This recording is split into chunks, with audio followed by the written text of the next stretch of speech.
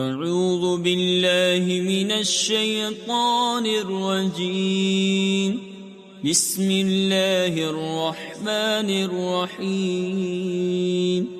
ويوم يعض الظالم على يديه يقول يا ليتني اتخذت مع الرسول سبيلا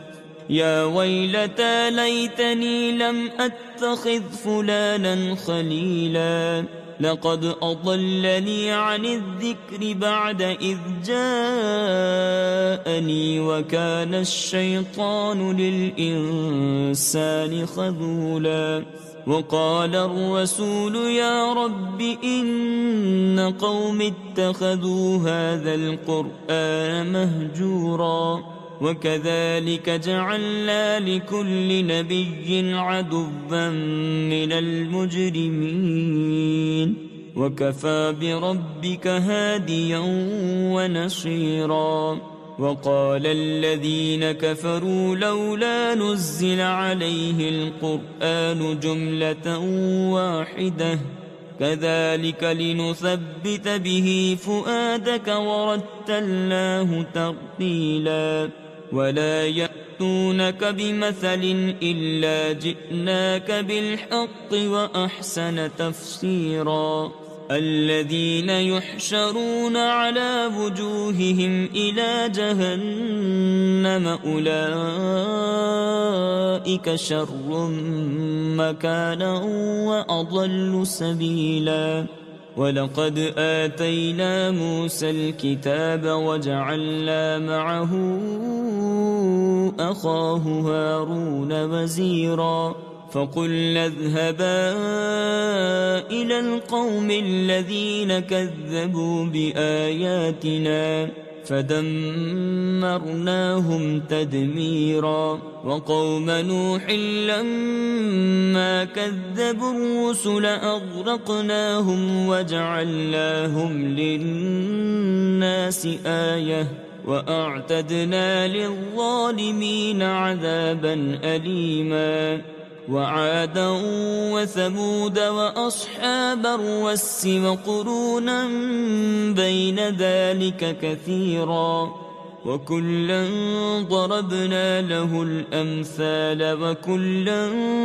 تبرنا تتبيرا ولقد أتوا على القرية التي أمطرت مطر السوء أفلم يكونوا يرونها بل كانوا لا يرجون نشورا وإذا رأوك إن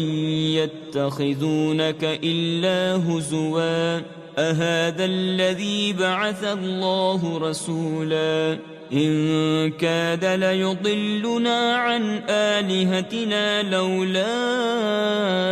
أن صبرنا عليها وسوف يعلمون حين يرون العذاب من أضل سبيلا أرأيت من اتخذ إلهه هواه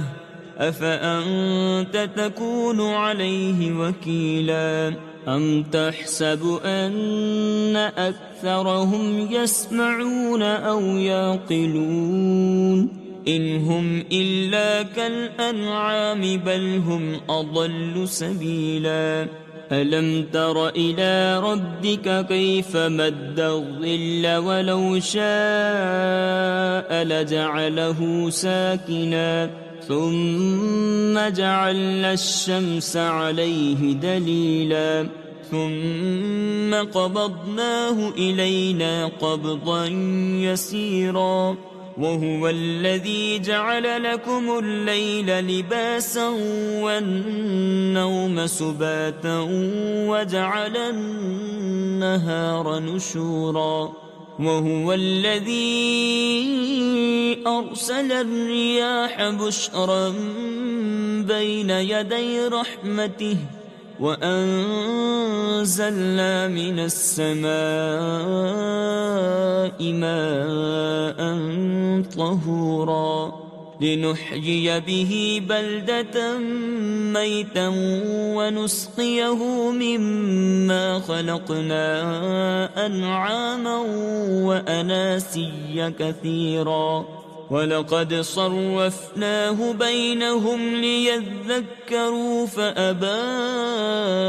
أكثر الناس إلا كفورا ولو شئنا لبعثنا في كل قرية